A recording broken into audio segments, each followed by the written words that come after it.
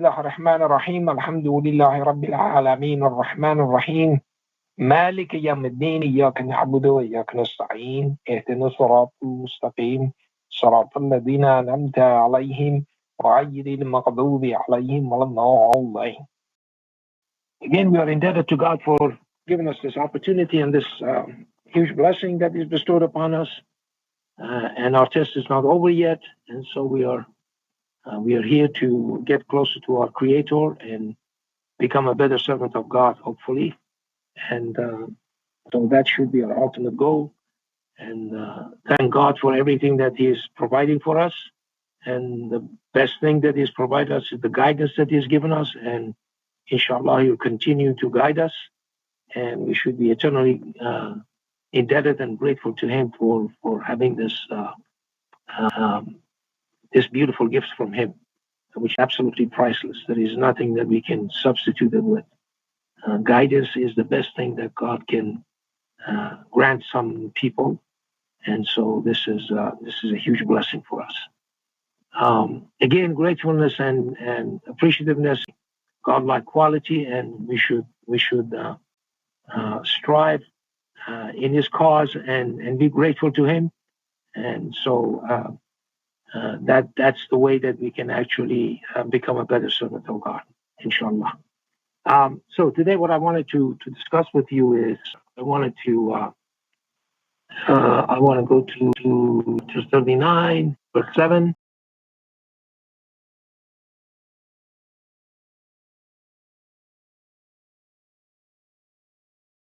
God is telling us, He said that if you are ungrateful, God is in no need of you, but He is not pleased when His servants are ungrateful. This act of ungratefulness to God is an act on our part that makes God not being pleased with us. You see, displeasure is not a good feeling.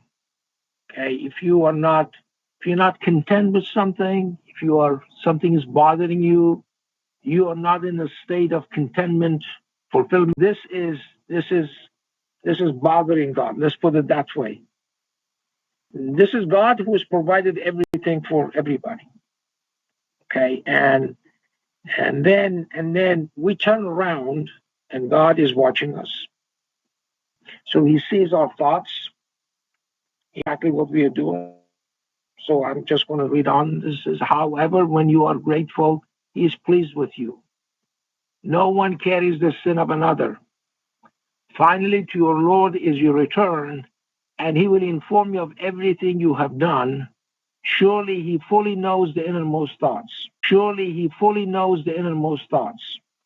So we basically turn around and act of ungratefulness that we display in front of God, that can see our most innermost thoughts.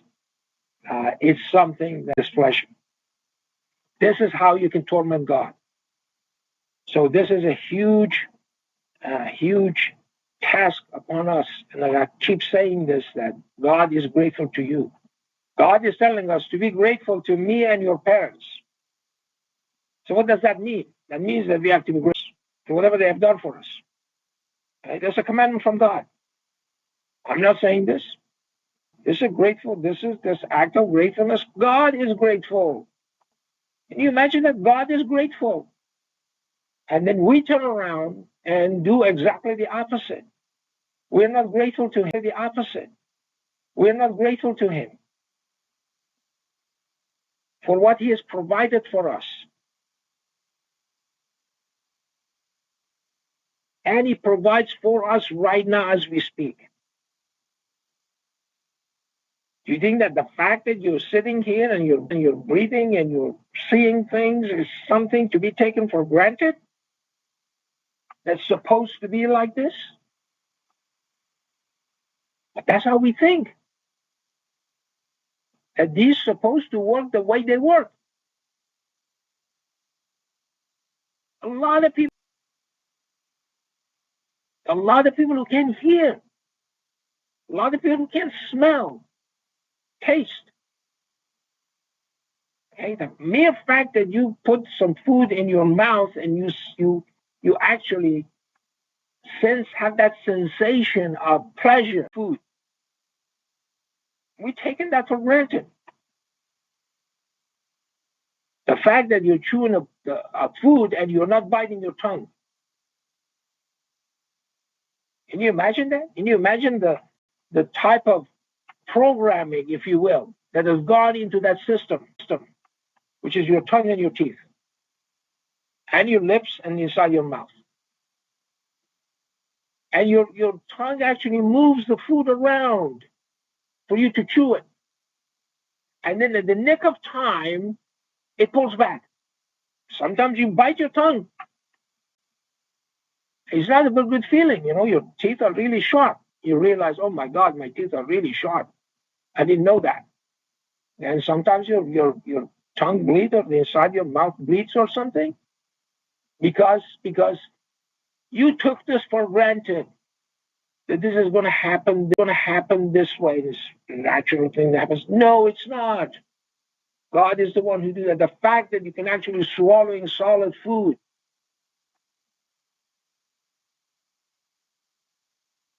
the act that you're breathing in and out,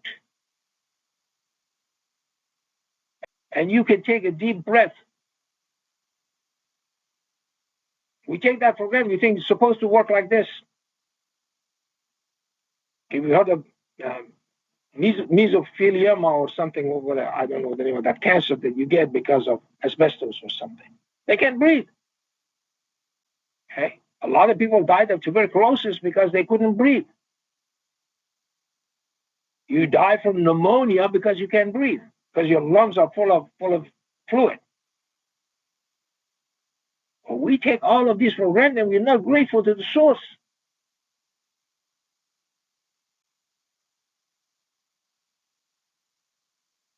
That's how we are as a human species. That's how we are. We are ungrateful to God. And God says, this is to my displeasure. Okay. This is not something that I'm pleased with.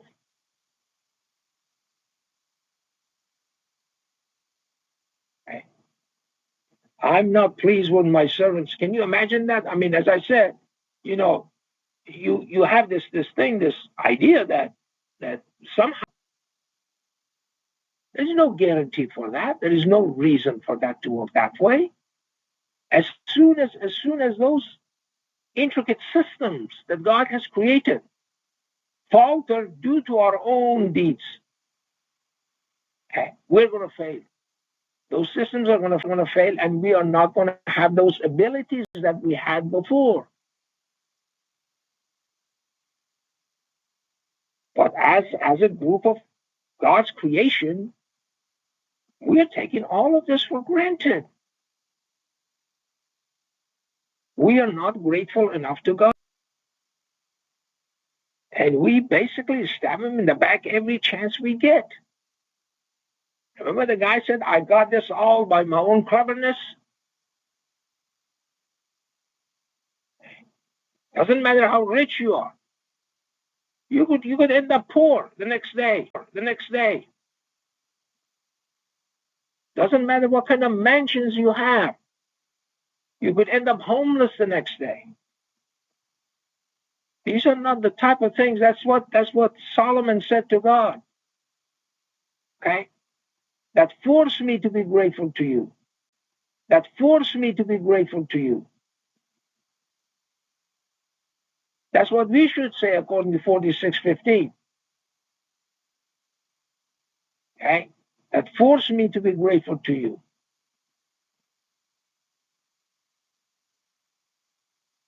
That is the idea. The idea is that if we are not obeying these commandments of God and we're displeasing Him, we're tormenting God basically, okay, there is no way for success. None whatsoever. Every day of our life is going to be worse than the previous day. And so you're going to go down. You're going to devolve into this state. okay, of debasement, of horrible situation, of misery, okay, because we refuse to recognize what God did for us.